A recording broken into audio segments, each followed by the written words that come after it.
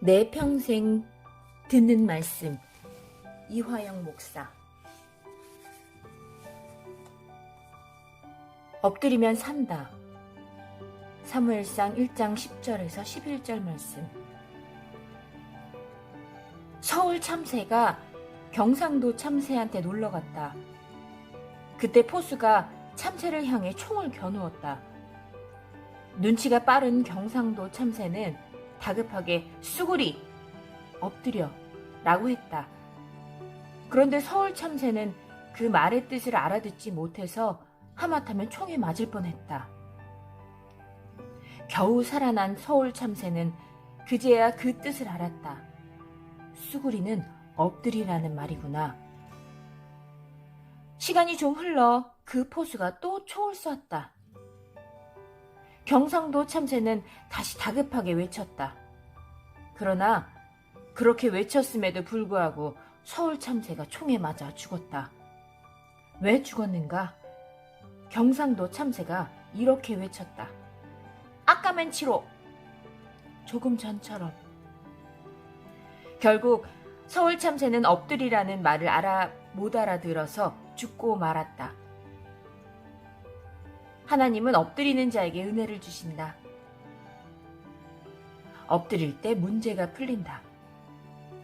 목수가 목공소에서 전기톱으로 나무를 자르고 있었다. 그때 목수의 아들이 친구들과 함께 목공소에 들어섰다. 아이들은 통나무가 성큼성큼 잘려나가는 것이 신기했다. 그들은 목공소에 들뜬 분위기에 점점 빠져들었다. 그때 한 아이가 탁자 위에 놓인 작은 시계를 만지다가 그만 수북이 쌓인 톱밥 속에 그것을 빠뜨리고 말았다. 아이들은 톱밥 속에 빠진 시계를 찾기 위해 톱밥을 뒤졌다. 그러나 바닥만 점점 난장판으로 변할 뿐이었다. 아이들은 서로를 향해 손가락질을 해대며 내 탓이다 라고 싸우기 시작했다. 목공소는 전기톱 소리와 고함이 뒤섞인 아수라장으로 돌변했다. 이 모습을 보고 있던 목수가 아이들을 불러 모았다. 무릎을 꿇고 엎드려라. 그리고 귀를 바닥에 대보아라. 아이들은 일제히 무릎을 꿇고 바닥에 엎드렸다. 목공소에 잠시 침묵이 흘렀다. 째깍째깍. 침묵을 뚫고 톱밥 속에서 시계 소리가 들려왔다. 조금 전까지는 전혀 들리지 않던 시계 소리가 또렷하게 들리는 것이다. 엎드리면 해결책이 보인다. 문제가 풀린다. 엎드릴 때 살 길이 열린다. 베드로와 가룟 유다를 보자. 둘 다 주님을 배신했던 사람들이다. 유다는 돈을 받고 주님을 팔았고 베드로는 3번이나 주님을 부인하고 저주까지 했다. 그런데 베드로는 용서를 받고 크게 쓰임을 받았고 유다는 저주를 받았다. 이 차이는 무엇인가? 엎드림에 있다. 베드로는 달기 울기 전 3번 나를 부인하리라는 주님의 말씀을 기억하고 밖으로 나가 엎드려 통곡을 했다. 간절하게 회개했다는 뜻이다. 전설에 의하면 베드로는 평생 닭 울음소리만 들으면 그때의 일을 기억하며 울었다고 한다. 그가 엎드려 통곡했던 그 자리, 그 순간은 그가 용서받는 자리였고 회복되는 순간이었다.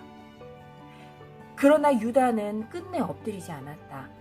엎드림이 없었기에 비참하게 삶을 마감했고 또한 만고의 저주거리가 되고 있다. 엎드리면 운명이 바뀐다. 늘 울고 사는 희망이 없는 여인이 있었다. 한나다. 한나는 엘가나란 남자의 2 아내 중 하나였다. 다른 아내 분인나에게는 자식이 있었지만 한나에게는 자식이 없었다. 분인나의 조롱과 괴롭힘은 수년간 날마다 반복되었다. 매년 엘가나의 가족은 실로에 있는 하나님의 장막에 찾아가 제사를 지냈다. 때마다 분인나의 괴롭힘은 극에 달해 하나는 식음을 전폐한 채 울기만 했다. 매년 이런 악순환이 반복되었다. 남편 엘가나는 한나에게 더 많이 재물을 주었지만 그것으로 그녀의 고통을 치유할 수는 없었다. 그런데 어느 날 한나의 마음속에 뭔가가 번쩍였다. 한나는 조롱을 더 이상 참지 않고 자식 없는 서름을 떨쳐내기로 마음을 먹었다. 한나는 방 안에서 일어나 장막으로 나갔다. 그리고 하나님 앞에 엎드렸다. 엎드려 기도했다. 결과적으로 이 엎드림이 역사의 흐름을 뒤바꾸어 놓았다. 엎드리면 길이 보이고 답이 보인다. 엎드리면 일이 풀리고 문제가 풀린다. 엎드리면 들린다. 주의 음성이 들린다. 엎드리면 산다. 베드로는 엎드려서 살게 되었고 모세도 에스더도 엎드려서 나라를 살렸다. 하나님 앞에 엎드릴 때 하나님이 친히 방패가 되시고 구원자가 되신다.